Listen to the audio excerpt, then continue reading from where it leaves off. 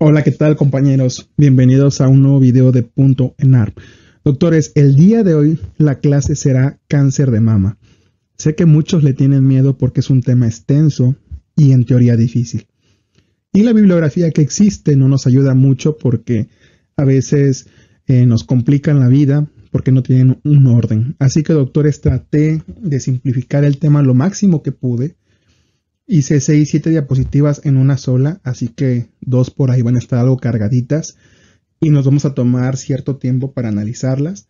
Sin embargo, espero que les quede claro el tema, no se tienen que preocupar, es un tema 4 estrellas que sin embargo no se pregunta tan a profundidad, hay que aprender las generalidades y recuerden que siempre en la parte de cánceres no importa tanto el tratamiento ni el TNM ni cosas específicas, importa más el tamizaje. Y aunque acabo de decir que el tratamiento no importa, sí importa, pero a muy grandes rasgos. Saber cuándo es quirúrgico, cuándo no, cuándo se da quimio y cuándo no, sin necesidad de profundizar tanto. Así que sin más introducción, doctores, empezamos. Y bien, doctores, vamos a empezar como siempre con la definición. Ustedes van a poder encontrar toda la información sobre cáncer de mama en la norma 041. Recuerden que siempre tendrán más validez las normas que las mismas guías de práctica clínica, al menos para términos ENAR. Y pues empezamos con la definición. Es un crecimiento anormal de células que componen el parénquima mamario, secundario a mecanismos genéticos, hormonales y mutaciones en genes anticancerígenos. El cáncer de mama se debe manejar como una enfermedad sistémica debido a su alta diseminación. Y esto es muy importante, doctores, porque les adelanto dos preguntas. La primera es que el cáncer de mama, la principal vía de diseminación es la vía linfática. Tiene tan alta tasa de diseminación que, como aquí lo acabo de leer, se tiene que tratar como una enfermedad sistémica. Es tan agresiva que hay que tratarla lo más rápido posible. Y la segunda pregunta, doctores, es que de acuerdo a la afectación ganglionar va a ser el principal factor pronóstico. Esto ya se los había comentado en el tema de patología mamaria benigna. Si aún no han visto el tema, les recomiendo que primero vean ese tema y luego se pasen a cáncer de mama. Para la epidemiología, doctores, como siempre ya saben que es muy importante. El primer punto es que es la primer lugar de neoplasia maligna en la mujer, con un 20 al 25% de todas las neoplasias. Es la primera causa de mortalidad por tumor maligno y dentro de las variedades histológicas, el más frecuente es el carcinoma ductal invasor. A grandes rasgos, doctores, la parte histológica del cáncer de mama se divide en dos, en no invasores y en invasores. Y dentro del invasor tenemos al carcinoma ductal, ¿de acuerdo? La edad media de aparición es a los 49 años y tristemente se detecta en estadios avanzados. Es por esa razón que se termina convirtiendo en el primer lugar de neoplasia maligna, ¿de acuerdo? Y la primera causa de mortalidad por tumor maligno. Vamos a algo que se pregunta mucho, que son los factores de riesgo, ¿de acuerdo? Los factores de riesgo, doctores, les puse aquí en primer lugar los principales, que son los antecedentes familiares, que corresponden a las mutaciones del gen BCRA1 y 2. Son de los pocos genes que se tienen que saber de memoria para el ENARP, doctores. El gen BCRA1 y 2, principalmente el 1. Otro antecedente y factor de riesgo es patología mamaria previa. Y finalmente, pacientes con una gran densidad mamaria, ¿de acuerdo? ¿Qué otros hábitos o factores de riesgo existen? El tratamiento con radioterapia de tórax, estados de hiperestrogenismo, nuevamente vuelven a aparecer los estados de hiperestrogenismo. Estamos por terminar ginecología y pues prácticamente todas las patologías son desencadenadas por estados de hiperestrogenismo o de exposición a estrógenos de manera sostenida. Otro factor de riesgo es el tabaquismo y finalmente malos hábitos higiénico-dietéticos. Al final de cuentas, recuerden lo que vimos en patología mamaria benigna. El parénquima mamario obedece a hormonas y estas hormonas se rigen por controles tanto internos como externos, entre los que influyen los malos hábitos higiénico-dietéticos, alto consumo de grasa, poco consumo de fibra, personas sedentarias. Incluso les pueden llegar a hacer una pregunta que cuál es la actividad que más disminuye el cáncer de mama. Bueno, mejor dicho, una de las actividades que disminuye el cáncer de mama, y la respuesta será hacer ejercicio. Si no mal recuerdo, esto ya se los había comentado en el video de patología mamaria benigna. Y aquí arriba, doctores, les pongo una pregunta trampa que siempre se hace y por eso deben conocerla. El género es el factor de riesgo más importante. Y es que por cada 150 mujeres con cáncer de mama solamente existe un hombre. Y pues la parte de antecedentes familiares sí influye, pero solamente es 10-15%. Y en cambio el género pues termina siendo el factor de riesgo más importante porque por el hecho de ser mujer es un factor de riesgo para cáncer de mama. Y bien, doctores, vamos con factores de mal pronóstico que se pregunta bastante y específicamente cuál es el principal factor pronóstico, que es el número de ganglios afectados, es decir, la afectación ganglionar. Otros factores importantes son presentaciones de edad menor a 35 años. Estos se relacionan a mutaciones familiares y son cánceres mucho más agresivos. Alteraciones de oncogenes, esto fue lo que vieron en anatomía patológica en la universidad, que es mutación del oncogen ERB52 o ERB52 y el P53. Tumores mayores a 2 centímetros que sean multicéntricos. Ahorita vamos a llegar a la parte del TNM y se van a dar cuenta que un tumor mayor a 2 centímetros es un T2. Entonces a partir de ahí ya es un factor de mal pronóstico. Un carcinoma inflamatorio, que ya lo habíamos visto en patología mamaria benigna. Recuerden que es un tumor que presenta sintomatología muy similar a una mastitis, salvo que a veces no tienen fiebre y que obviamente no van a responder a los antibióticos. Es un tumor muy agresivo, de avance muy rápido e invasor, por lo que es un factor de mal pronóstico. El embarazo, por la afectación que existe al binomio. Y finalmente, receptores estrogénicos negativos. Como ya vengo repitiendo, hasta el cansancio, prácticamente todas las enfermedades ginecológicas serán por una gran exposición estrogénica. Entonces, el objetivo es provocar todo lo contrario, ambientes hipoestrogénicos. Esto lo vamos a lograr con el famoso tamoxifeno o en caso de posmenopáusicas con inhibidores de la aromatasa. Sin embargo, si las pacientes tienen receptores negativos, pues de nada servirá esta herramienta terapéutica. De este lado, doctores, tenemos grados histológicos. Esto lo vimos desde cáncer de endometrio. Recuerden que yo hasta les puse una tablita donde el grado 1 era menos del 5%, grado 2 del 5 al 50 y grado 3 más de 50. Entonces, un grado 2 aquí ya nos habla también de un mal pronóstico. Invasión vascular, que va muy de la mano con la invasión linfática, que el tumor esté fijo a pectorales, una secreción serosa. Esto igual ya lo comentamos en patología mamaria benigna. Recuerden que por la infiltración ganglionar no hay por donde salga esa linfa, ese líquido seroso. Entonces la linfa pues sale por el pezón y se da esa secreción serosa. Entonces es un mal factor pronóstico por esa razón, porque nos está hablando de una invasión ganglionar que quedamos que es el factor pronóstico más importante.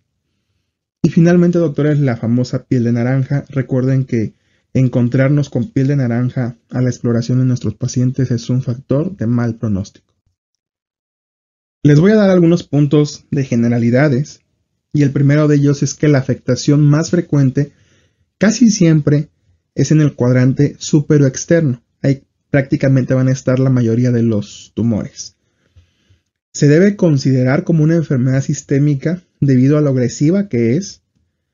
Y la metástasis en primer lugar va a pulmón con un 63%, en segundo lugar a hueso y en tercer lugar a cerebro. Y en el caso de que sea un tumor lobulillar infiltrante, ahorita vamos a ver las clasificaciones histológicas, la metástasis principalmente va a ser acerosa peritoneal. Y hay que decir que también el cáncer de mama es la causa más frecuente de metástasis en hueso, encéfalo y ojo. Y espero quede clara la diferencia en que el cáncer de mama, el principal lugar de metástasis es a pulmón, y que de estos órganos la principal metástasis viene del cáncer de mama. Y bien, doctores, aquí la famosa tabla de la que les estoy hablando desde hace un momento, que es la clasificación histológica del cáncer de mama. En esto, doctores, vean que tenemos dos tipos principales. Los no invasores, que son los in situ, porque recuerden que los in situ no penetran membrana basal y eso les quita la capacidad metastásica, por lo que el pronóstico es mejor. Y de este lado están los invasores que, como su nombre lo dice, ya tienen una capacidad metastásica e invasora. Y antes de continuar, recuerden lo que yo les dije en patología mamaria benigna, en donde hasta les puse una diapositiva con la anatomía de la glándula mamaria. Recuerden que la glándula mamaria está formada por un parénquima que tiene lobulillos. En los lobulillos están los acinos, que son los que secretan la leche. Esta secreción se tiene que ir a algún lado, que son los ductos, y estos desembocan en el pezón.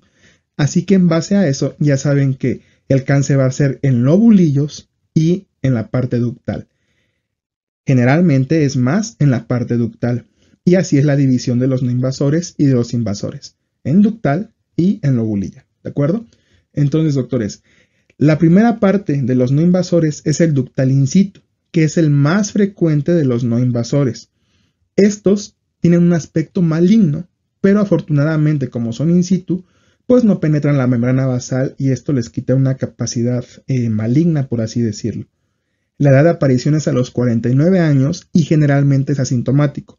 Esto es algo que les vengo repitiendo desde que empezamos a ver cánceres. Recuerden que entre más asintomático sea un tumor, el pronóstico es peor porque el diagnóstico se hace de una manera más tardía. Y doctores, todos los cánceres van a tener un tratamiento estandarizado, por así decirlo, salvo el ductal in situ, que este tiene su propio tratamiento en base de la escala de Van Nuys, ¿de acuerdo? Lo vamos a ver más adelante, no se estresen. El siguiente cáncer, doctores, es el lobulillar in situ, que corresponde al 20%. Este es bilateral no simultáneo, y no sé si recuerden lo que les dije en fibroadenoma, que los bilaterales no simultáneos quiere decir que a lo mejor aparece en el 2020 un tumor en mama derecha y hasta el 2022-2023 el tumor en mama izquierda. A eso se refiere con tumor bilateral no simultáneo. Vuelve a ser asintomático, sin embargo, este ya tiene más capacidad de malignizar, de un 20 a un 35%.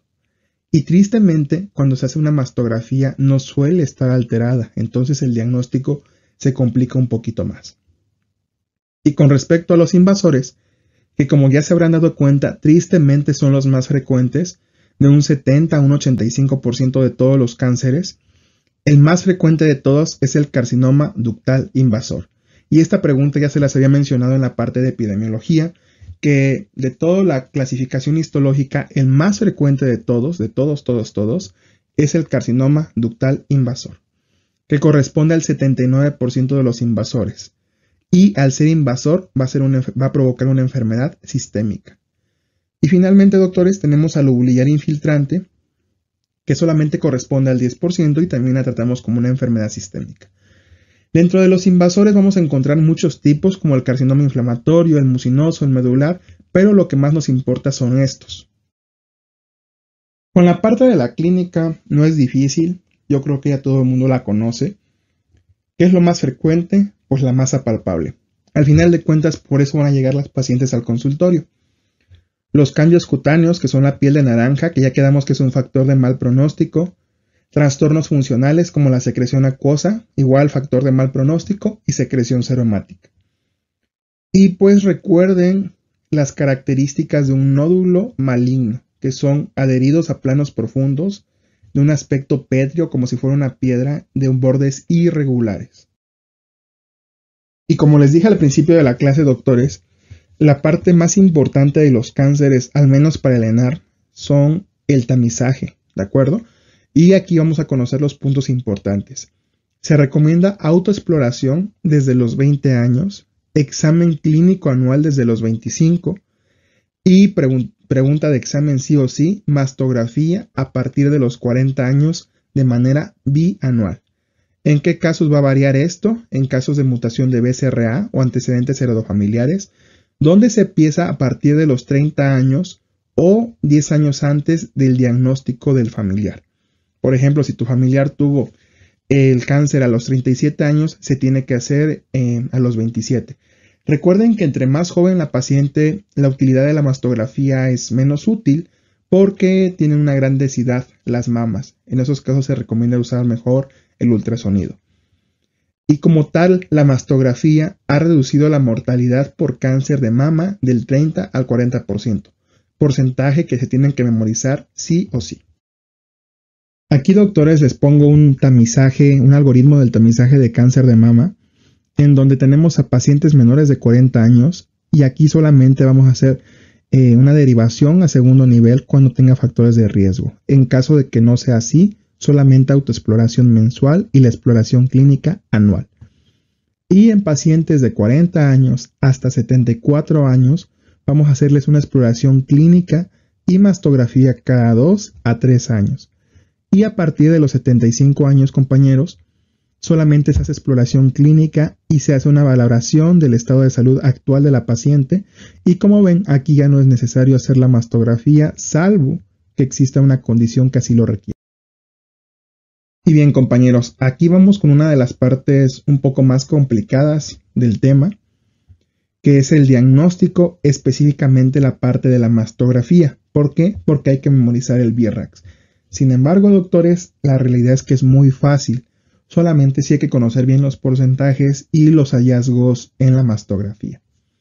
Después, doctores, recuerden, esto ya lo he comentado bastantes veces, el ultrasonido se hace en menores de 35 años por la alta densidad mamaria y en casos de embarazo con sospecha de cáncer de mama por la radiación para el feto. También en pacientes que tengan mamas densas.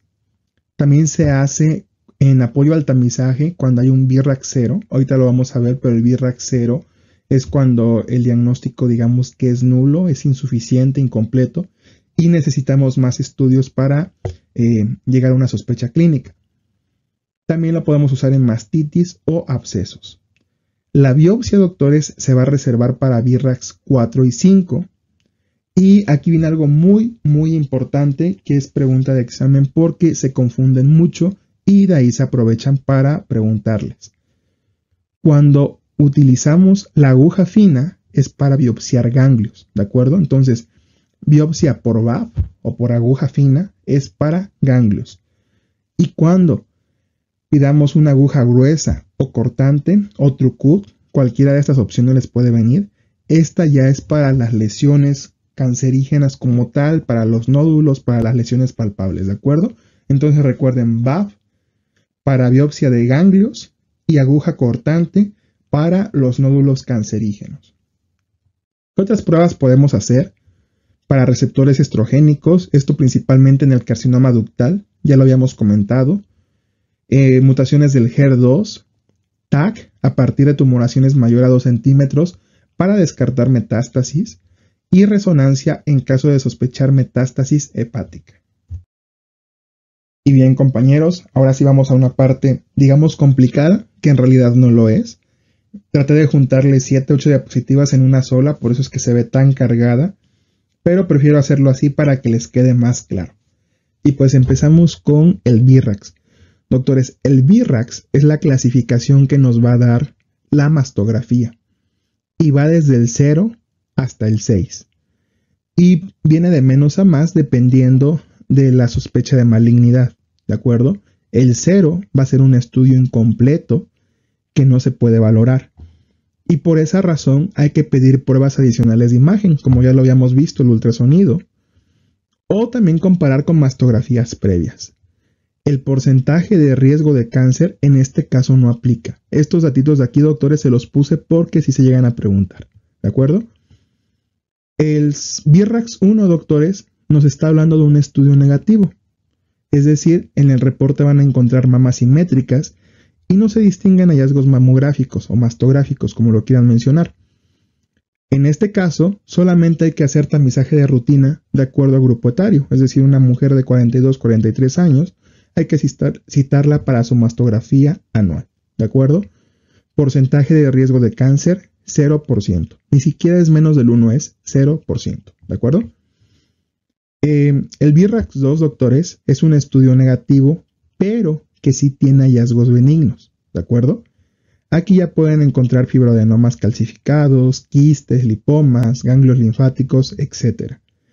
Patologías que ya vimos en patología mamaria benigna, válgase la redundancia, y aquí la actitud es la misma. Tamizaje de rutina, es decir, mastografía de manera bianual y ya. Porcentaje de riesgo de cáncer, 0%. ¿De acuerdo? Aquí a lo mejor en algunas bibliografías pueden encontrar que menos del 1%, pero sigue siendo muy bajo.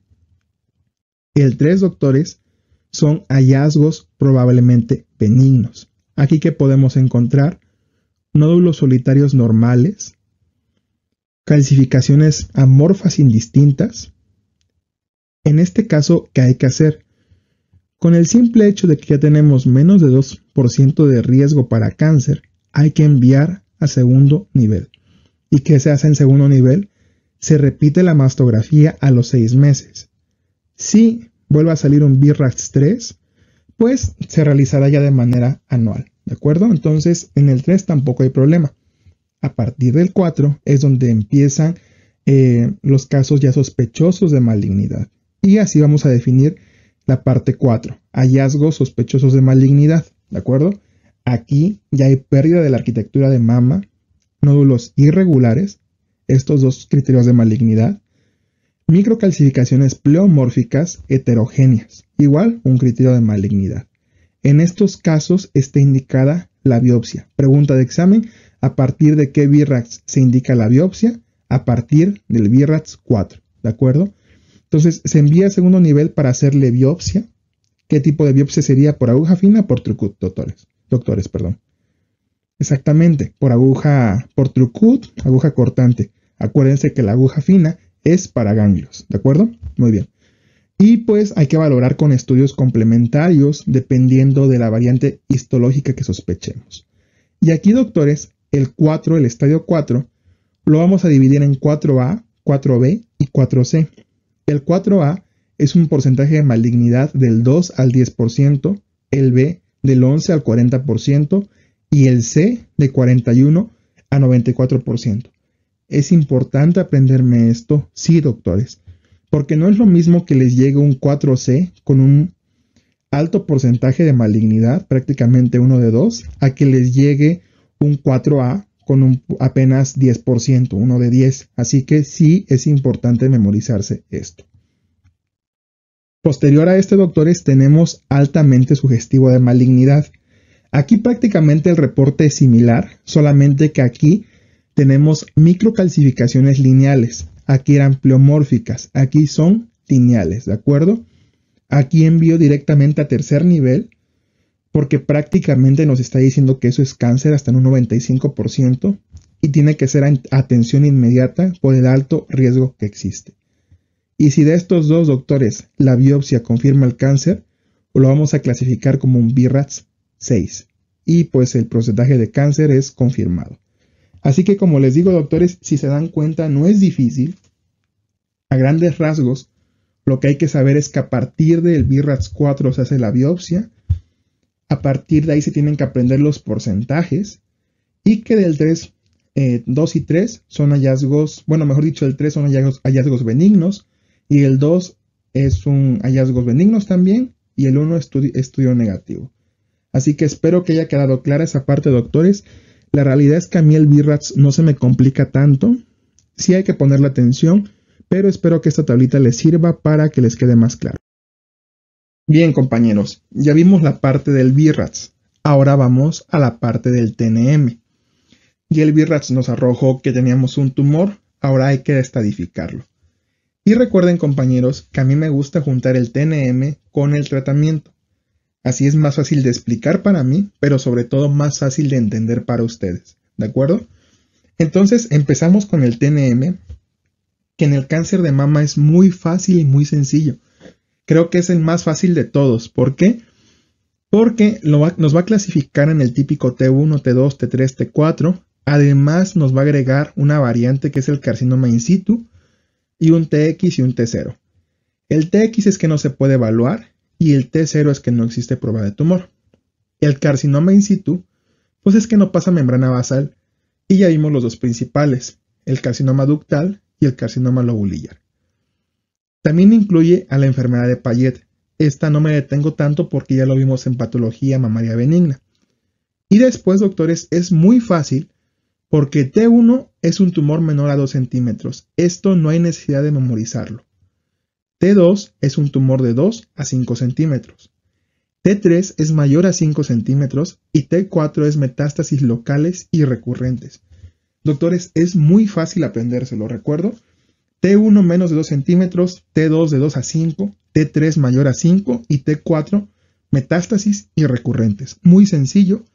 Y ya nada más hay que decir que en el T4A es extensión a pared torácica, T4B ulceración de la piel. Esto digamos que podría ser una pregunta. Cuando tengamos una ulceración de la piel, una piel de naranja, tendremos un tumor T4B. El T4C es una combinación de ambos, del A y del B.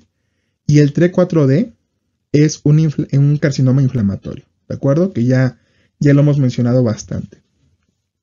Ahora, doctores, con respecto al tratamiento. Para el tratamiento, aquí digamos que es un poco más complicado, entre comillas, pero la realidad es que también es bastante fácil, ¿de acuerdo?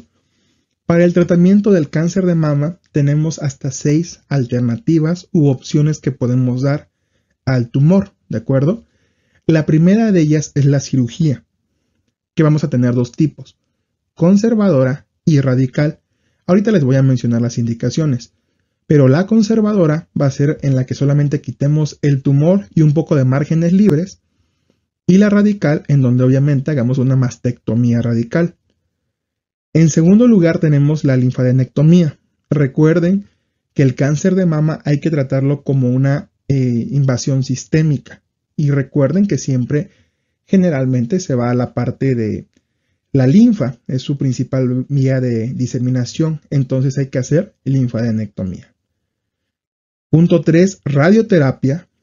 Punto 4, quimioterapia, que con esto nos vamos a apoyar con la ayuda de la biopsia del ganglio centinela. ¿Qué es la biopsia del ganglio centinela? Se hace una biopsia. Perdón, hice una pausa porque me estaba quedando sin voz. Entonces les decía, en la biopsia del ganglio centinela se estirpan, o se biopsian 10 ganglios axilares. Con uno positivo basta para dar quimioterapia, ¿de acuerdo? El quinto punto que podemos dar es hormonoterapia, esto ya más o menos lo habíamos explicado. Y el sexto punto, anticuerpos monoclonales. Así que ya explicando estas 6 opciones de tratamiento que tenemos, que digo, podemos dar incluso hasta las 6 sin ningún problema, no pasa nada, y ahorita vamos a ver las indicaciones. Obviamente, en estos, ya empezando con la parte del tratamiento, en el TX y en el T0 pues no aplica.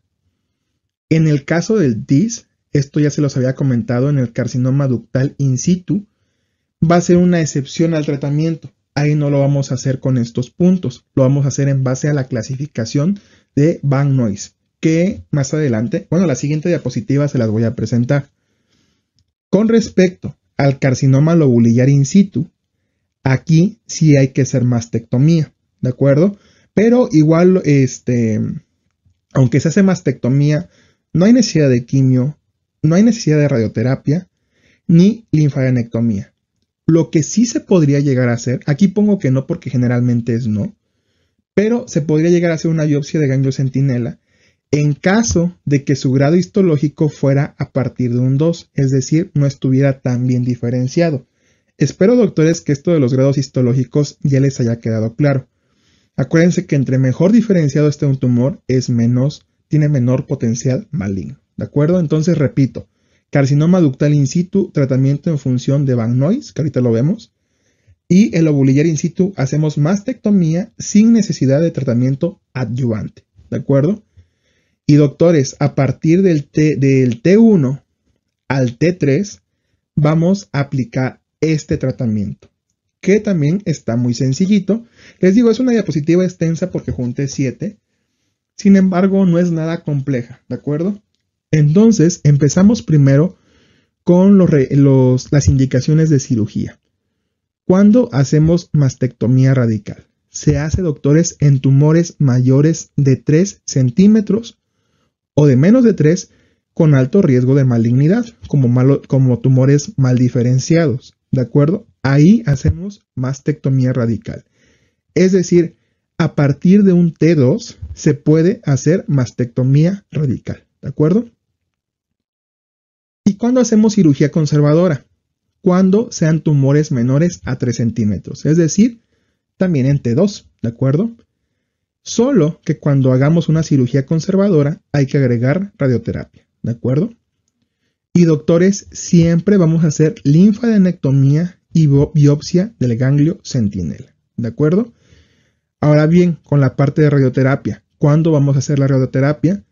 Cuando haya una cirugía conservadora, es decir, en tumores menores de 3 centímetros o cuando sean tumores mayores a 5 centímetros. Es decir, a partir de T3 siempre se hace radioterapia, ¿de acuerdo? Y con respecto a la quimioterapia, recuerden que se va a hacer cuando un ganglio centinela esté positivo o un tumor o el tumor sea mayor a 0.6 centímetros. Doctores, eso es siempre, casi a partir del T1B, ¿de acuerdo? Pero memorícense con que sea un tumor mayor de 0.6 centímetros, es decir, quimio para todos. Quedamos en la quimio, antraciclinas más taxanos, pregunta de examen, ¿de acuerdo? Esta tablita de aquí, doctores, no es porque la haya hecho yo, pero vale oro. Y además, doctores, con respecto a la quimioterapia, esto es una quimioterapia adyuvante. Recuerden que es adyuvante si es después de la cirugía, ¿de acuerdo? Y cuando es neoadyuvante es cuando es antes de la cirugía. Entonces, si el tumor es mayor a 5 centímetros, debe haber una quimioterapia neoadyuvante. Entonces, doctores, prácticamente si se dan cuenta, en un T3 hay que hacer mastectomía radical, hay que dar quimioterapia neoadyuvante, quimioterapia adyuvante, radioterapia. Entonces, a partir de T3 hay que ir con maquinaria completa, ¿de acuerdo? Vámonos a la parte 5 del tratamiento, que es la hormonoterapia. Esto ya se les había explicado. Son tumores estrógeno dependientes que si disminuimos la cantidad de estrógenos, pues va a disminuir el tumor. Recuerden que siempre y cuando los receptores sean positivos. Entonces, doctores, si es en premenopáusicas, vamos a dar tamoxifeno, ¿de acuerdo? ¿Por qué vamos a dar tamoxifeno en premenopáusicas? Porque al final de cuentas siguen ovulando, entonces siguen generando estradiol. En cambio, en posmenopáusicas, sus estrógenos ya no se generan a través de la ovulación, sino que se generan a través de tejidos periféricos. Por eso es que generalmente tienen estrona, ¿de acuerdo? Y en esos casos vamos a dar inhibidores de la aromatasa. Recuerden que la aromatasa es la enzima que convierte andrógenos a estrógenos. De esta manera vamos a evitar que se conviertan estrógenos, ¿de acuerdo? ¿Cuál es el principal fármaco? El letrozol. Y con respecto, doctores, me regreso un poquito a la parte del tamoxifeno. En este caso, hay que vigilar que no haya cáncer de endometrio, porque pues puede, tiene ese factor de riesgo, ¿de acuerdo? Hay que estar vigilando el endometrio. Y con respecto, doctores, a la parte de T4, ya para concluir, recuerden que prácticamente siempre T4 son tratamientos paliativos que no son quirúrgicos, ¿de acuerdo? A lo mejor pueden dar quimio adyuvante, pueden dar radioterapia y probablemente valorar, pero eso ya son preguntas muy rebuscadas. Para términos generales es tratamiento paliativo. Y específicamente en el carcinoma inflamatorio, primero se tiene que realizar quimioterapia, posteriormente valorar cirugía y finalmente dar radioterapia. Algunas bibliografías van a mencionar que primero den quimio y radio y ya luego la cirugía. Pero recuerden eso a grandes rasgos, primero la quimio y luego la cirugía. Así que, doctores, sin dar más vueltas al asunto, si es algo extenso, vuelvan a ver la diapositiva, vuelvan a ver la explicación, pero sinceramente entendiéndolo no se les va a hacer nada complicado. Y algo que no les mencioné, compañeros, son los anticuerpos monoclonales, que es la sexta pauta del tratamiento, que aquí vamos a dar trastuzumab. Recuerden el nombre de trastuzumab, es de los pocos anticuerpos monoclonales que se tienen que saber. Y aquí lo vamos a dar siempre y cuando los receptores HER2 y NEU sean positivos, porque son indicadores de malignidad. Así que ahí pueden dar anticuerpos monoclonales. Y vamos, doctores, a la parte que había quedado pendiente del carcinoma ductal in situ. Recuerden que es el único que se rige con otras guías terapéuticas, ¿de acuerdo? Que este se va a hacer con el índice pronóstico de Van Noys. No sé si se pronuncia así, si no se pronuncia así les pido perdón, ¿de acuerdo? Este índice diagnóstico valora tamaño tumoral, margen tumoral, clasificación histopatológica y edad del paciente. Se les asigna un puntaje. Si tienen de 4 a 6 puntos, que al final de cuentas lo mínimo que se puede obtener son 4 puntos, se considera un riesgo bajo y solamente se da cirugía conservadora y no necesita radioterapia, ¿de acuerdo? Si es de 7 a 9, se considera medio y aquí sí se necesita radioterapia, pero sigue siendo cirugía conservadora.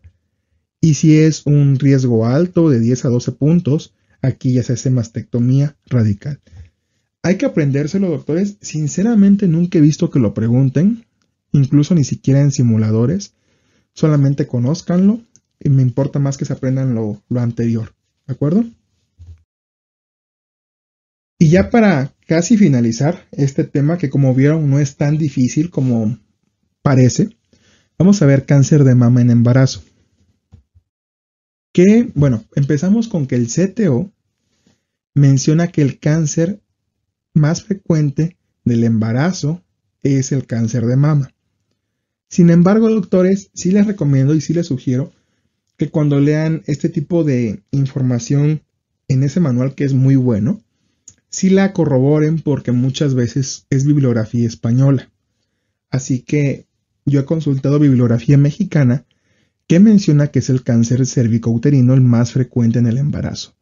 De cualquier forma, si ustedes tienen un dato preciso y me dejan el link aquí abajo de su fuente, vamos a tomar la que ustedes nos digan, ¿de acuerdo? Segundo punto, doctores, hay que hacer mastectomía y linfadenectomía inmediatamente, no hay que esperar a que la madre termine el embarazo. ¿De acuerdo? Tiene un mal pronóstico y si el tumor es pequeño, se puede hacer cirugía conservadora más radioterapia, como si fuese un T2 menor de 3 centímetros, ¿de acuerdo? Ahora, si tiene ganglios positivos, recuerden que siempre que haya ganglios positivos hay que dar quimioterapia. Y sí se puede dar en embarazadas siempre y cuando sea después del primer trimestre por los efectos teratogénicos al feto. Y finalmente, el pronóstico fetal se ve afectado, no necesariamente por el cáncer, sino por las afectaciones sistémicas a la madre que afectan el binomio. Y algo que se es muy claro y específico es que el aborto no mejora el pronóstico para la madre, así que está indicado continuar con el embarazo. Les anexo algunas cosas, doctores, como la vigilancia, un poquito de salud pública. Recuerden que hay que vigilar después de la remisión del cáncer cada 6 meses los primeros 5 años y posterior a los 5 años de manera anual con mastografía. Y la última diapositiva, compañeros, antes de entrar a las preguntas, hay que referir con tumoraciones de características malignas, con alteraciones de la piel, porque acuérdense que puede ser un tumor 4B, descarga serosa sanguinolienta y un BRAF 3 en adelante. Y bien, compañeros, empezamos con la parte de las preguntas. Recuerden que no solamente les hago preguntas para ver el conocimiento del tema, sino también para que ustedes se den cuenta qué les van a preguntar y cómo se los van a preguntar. En este caso tenemos una mujer de 41 años que acude debido a que hace 4 meses se descubrió una tumoración. Sin embargo, no hizo caso, porque a la hermana le salió una y le dijeron que eran quistes buenos. Sin embargo, refiere que el tumor le ha crecido mucho y le duele la piel. A la exploración física, tumoración de 11 centímetros, piel adelgazada, de coloración azulada, bordes irregulares. ¿Cuál es tu sospecha diagnóstica? A, carcinoma intraductal, B, tumor filoides, D, papiloma intraductal y D, fibroadenoma. Esta patología, doctores, no la vimos en el tema de hoy, la vimos en patología mamaria benigna. Incluso yo les comenté, esta patología no tendría que estar aquí si viniera algún, perdón, ahí se me enredó la lengua, si viniera algún ginecólogo oncológico me diría que eso va en patología mamaria maligna, en cáncer de mama. Sin embargo, decidí ponerlo ahí por cuestiones de tiempo, ¿de acuerdo? Así que ya tienen que conocer la respuesta. Recuerden que, así que doctores, la respuesta será tumor filoides. Y aquí van dos puntos clave para saber que es un tumor filoides. Primero el tamaño, ¿de acuerdo? Un carcinoma intraductal nunca te puede dar una tumoración mayor a 11 centímetros. Estaría de locura. Un papiloma intraductal, bueno, esto lo descartamos porque no hay una secreción serohemática. Recuerden que el papiloma intraductal se da en mujeres de 40 a 50 años con secreción hemática. En este caso, pues no aplica. Y el fibroadenoma podría ser un fibroadenoma gigante. ¿Cuál es la clave? Que el tumor apenas le salió hace 4 meses y la ha crecido mucho. Creció hasta 11 centímetros. Además, la piel está adelgazada. Y la clave aquí para diferenciarlo del fibroadenoma es que tiene bordes irregulares. Y recuerden que el tumor filoides se comporta como un tumor limítrofe, con características pueden ser benignas o malignas. Entonces, la respuesta será tumor filoides. Para complementar el diagnóstico, deberá solicitar ultrasonido, solicitar mastografía, solicitar alfa-fetoproteína o realizar TAC de tórax. Para empezar, doctores, probablemente ustedes me digan, no, pues para complementar el diagnóstico tendría que ser una biopsia. Pero pues aquí nos están dando la respuesta de biopsia. Hay que buscar cuál es la opción más correcta de estas. El ultrasonido, sinceramente, tiene poca utilidad diagnóstica y es una paciente mayor de 35 años, tiene 41, entonces no veo por qué utilizar ultrasonido. La mastografía, pues podría ser, ¿no? Estaría indicada, vamos a ver si hay alguna opción más correcta. Alfa-fetoproteína, pues en algunas ocasiones es marcador tumoral, como en los cánceres de ovario, aquí no aplica. Y realizar TAC de tórax. Y la respuesta, doctores, es TAC de tórax, ¿de acuerdo? Es la respuesta más correcta de las 4, ya descartando esta, la A y la C, y quedando mastografía, pero de esta es una mejor opción la TAC de tórax, porque hay que evaluar la metástasis del tumor, verificar que no se haya adherido ya a planos profundos, al pectoral, que no haya metástasis pulmonares. ¿De acuerdo, doctores? Espero que haya quedado clara esa parte. Entiendo que a lo mejor les puede generar dudas. Tristemente, muchas preguntas del ENAR así son. Son a criterio de quien las hizo y esta fue una pregunta ENAR que se llegó a hacer y por eso se las puse.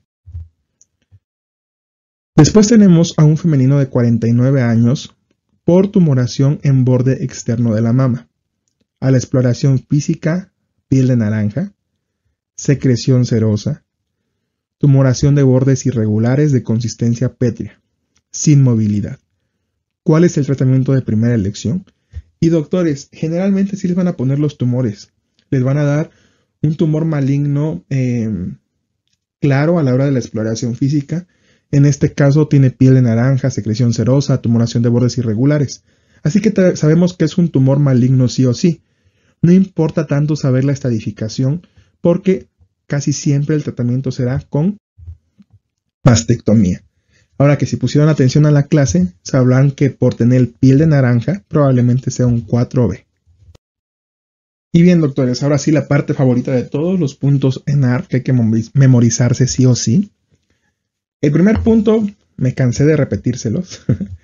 El factor pronóstico más importante es la invasión linfática, ¿de acuerdo? Segundo punto, en caso de dar trastuzumab, acuérdense que el trastuzumab es un anticuerpo monoclonal que se da en caso de mutaciones del HER.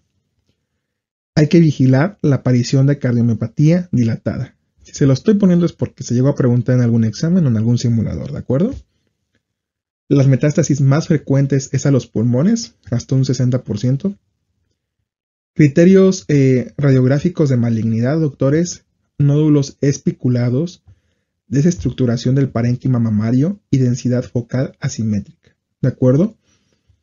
Toda mujer menor de 49 años con telorrea sin tumoración será papiloma intraductal. Y si es en mayores de 50 años, hay que pensar en un carcinoma ductal. ¿De acuerdo?